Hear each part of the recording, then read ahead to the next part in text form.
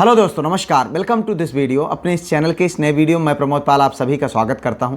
साथियों, आप सभी के बहुत सारे कमेंट्स इस बात को लेकर के आते हैं, जैसा कि 2025 में जो 2022 टीजीटी पीजीटी का एग्ज़ाम है बिल्कुल नज़दीक है। बहुत कम समय बचा हुआ, आप तैयारी कर रहे हैं, लेकिन इस दौरान आपके बहुत सारे डाउट्स हैं इस बात को लेकर के कि जो चीज़ें आप पढ़ रहे हैं वो बिल्कुल आपको याद नहीं हो रहा है, या याद हो रहा है तो भूल जा रहा है, और जब आप प्रैक्टिस सेट सॉल्व कर रहे हैं तो बहुत ज़्यादा मात्रा में गलत हो रहे हैं। तो इस वीडियो में इन्हीं सब बिंदुओं पर हम बात करेंगे कि प्रैक्टिस सेट में जो क्वेश्चन सही नहीं हो रहे हैं उसके लिए क्या किया जाए, क्योंकि उस चीज़ को लेकर के आपके मन में एक फ्रस्ट्रेशन आ रहा है, आप फ्रस्ट्रेट हो रहे हैं, लगातार इरिटेशन आ रहा है, जिससे आपका पढ़ाई प्रभावित हो रही, आप जो है इधर से पढ़ रहे हैं उधर से निकला जा रहा है। तो कैसे क्या करें, इस वीडियो में इन्हीं सब बिंदुओं पर हम चर्चा करेंगे, जिससे आप जो है अपनी एक सीट को सुरक्षित कर सकें। इस वीडियो को आपको पूरा ज़रूर देखना चाहिए, बहुत ज़्यादा हेल्पफुल होने वाली है। आइए वीडियो को शुरू करते हैं। सबसे पहली चीज़ मैं आप लोगों को बताना चाहूँगा मित्र, पहली चीज़ जो आपको करना चाहिए वो आपको अपने मन से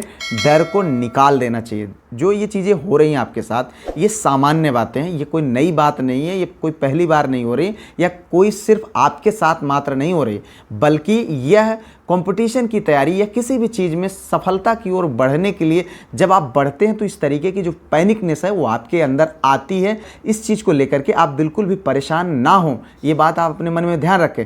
पहला काम है कि आप अपने मन से डर को निकाल लीजिए। आपको डर है इस बात का कि कहीं ऐसा ना हो कि ये मौका मैं चूक जाऊं, कहीं ऐसा ना हो कि हमें जो है हमारा सिलेक्शन ना हो, इस वजह से ऐसा आपके साथ हो रहा है। तो इस डर को आपको सबसे पहले त्यागना पड़ेगा, तभी आप अपने जो है इस एक सीट को सुरक्षित कर पाएंगे। मित्र ज़रा सोचिए, जो जिस बात को लेकर के आप डर रहे हैं वो बात आपकी हकीकत हो सकती है अगर आप इसी तरीके से डरते रहेंगे तो। अन्यथा अगर आप निर्भीक होकर के, निडर होकर के अपने कार्य को करेंगे तो निश्चित तौर पे आपको सफल होने से कोई नहीं रोक सकता है। साथियों, सबसे पहली चीज़ आप जान लीजिए, अगर आपके प्रैक्टिस सेट में क्वेश्चन गलत हो रहे हैं, आपको लग रहा है कि सॉल्व नहीं हो पा रहा है, सही तरीके से आप प्रोडक्टिविटी नहीं कर पा रहे हैं, नंबर अच्छे नहीं आ रहे हैं, तो बंद कर दीजिए, मत सॉल्व करिए, कोई दिक्कत नहीं, कोई ज़रूरी नहीं है। ऐसा नहीं है, हमेशा जो है प्रैक्टिस सेट ही सब कुछ नहीं रहता है। आप अपने माइंडसेट पर फोकस रखिए। मेंटल हेल्थ आपकी बहुत ज़्यादा इंपॉर्टेंट है। कॉन्फिडेंस मेंटेन होना चाहिए।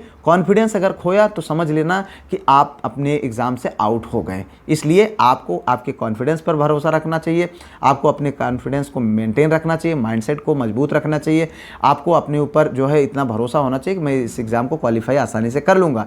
इसलिए अगर आपका प्रैक्टिस सेट में क्वेश्चन गलत हो रहा है तो बंद कर दीजिए, मत सॉल्व करिए। दूसरी चीज़, अगर बाय द वे आपको सॉल्व भी करना है तो आप एक प्रैक्टिस सेट से ज़्यादा ना सॉल्व करिए। ऐसा नहीं है कि आप एग्ज़ाम ही दे रहे हैं, समझ लीजिए बात को। आप भाई नहीं हो रहा है तो मत करिए। अगर चीज़ें हैं भी, आप सब कुछ अच्छा चल रहा है, तो कम एक प्रैक्टिस सेट से ज़्यादा आपको एक दिन में सॉल्व नहीं करना है, क्योंकि उससे ज़्यादा इम्पॉर्टेंट है कि प्रैक्टिस सेट में जो क्वेश्चन आएंगे उनको पढ़ करके आप उनको सही करना। जब पढ़ ही नहीं करेंगे, दिन भर प्रैक्टिस से सॉल्व करेंगे, तो कहाँ से सही होगा? इस पर भी तो आपको काम करना है। तो इसलिए ये चीज़ें ध्यान दें। पूरा फोकस सिर्फ प्रैक्टिस सेट पर ही ना रखें, बल्कि रिवीजन पर फोकस रखें।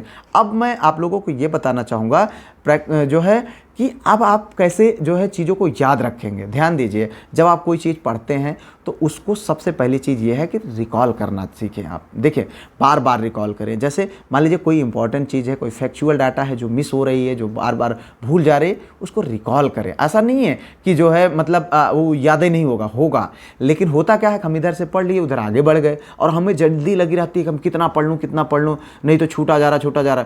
इस चक्कर में कुछ नहीं हो पाता। थोड़ा थोड़ा करके पढ़िए, रिकॉल करते जाइए, जितना पढ़िए उतना ठोस करते जाइए। ऐसा नहीं है कि आप जो है उस लक्ष्य तक नहीं पहुंच सकते, अभी भी बहुत पर्याप्त समय है। इस चीज़ को लेकर के डरिए नहीं। और दूसरी चीज़ मैं बार बार कहता हूँ, रिवीजन करिए, लिख करके रिवीजन करिए। लिखेंगे हाथ से छपेगा दिमाग में, मैं ये बात आप लोगों को बार बार बताता हूँ। तो थोड़ा सा जब आप लिखेंगे उस समय आपका माइंड फ्रेश रहेगा। बहुत मैसेज आते हैं आपके कि सर याद ही नहीं हो रहा, आप चाहे कितना भी कोशिश कर लें। ऐसा नहीं है यार, कोशिश आप करेंगे और होगा नहीं, ये कहाँ से संभव है? जरा आप बताइए। ऐसा नहीं होता है, ठीक है?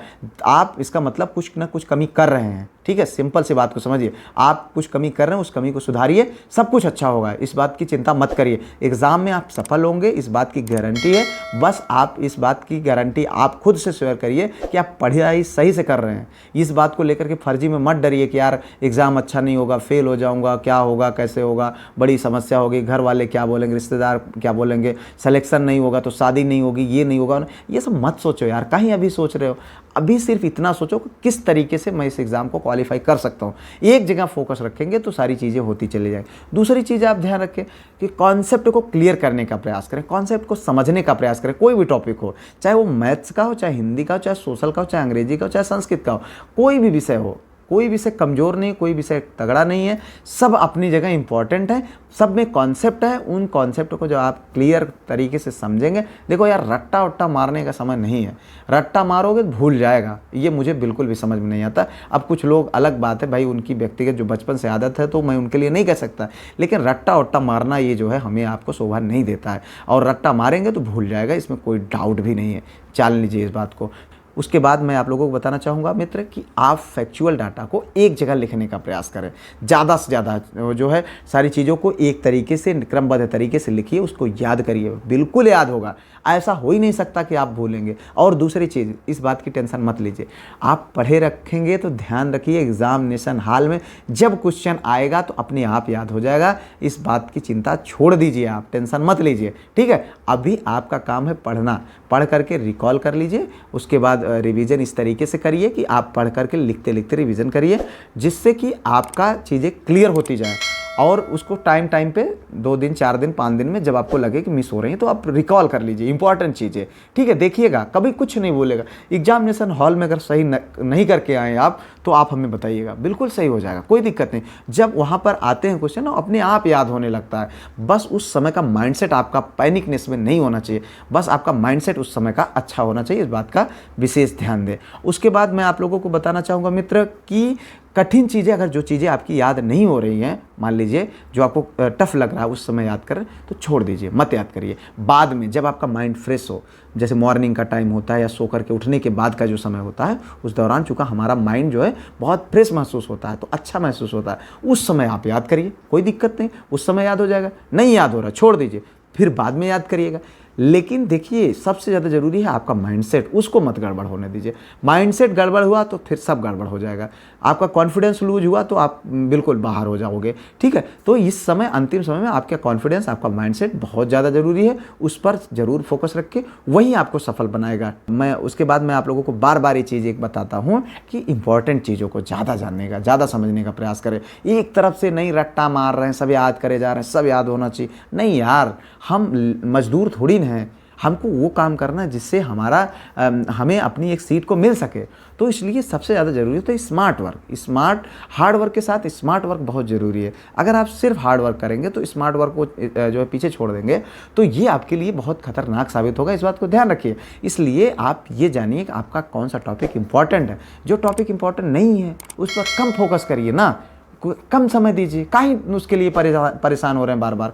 तो इस बात का विशेष ध्यान दीजिए, सब कुछ अच्छा होगा, ये बात आप जो है ध्यान रखें। और पैनिक नहीं होना है यार, घबराना नहीं है। अभी तो बहुत ऐसी चीज़ें हैं जो आपको करनी बाकी हैं। आप सोचिए ज़रा, एक एग्जाम्पल देखिए, जो भारत में सबसे ज़्यादा पॉपुलर है क्रिकेट।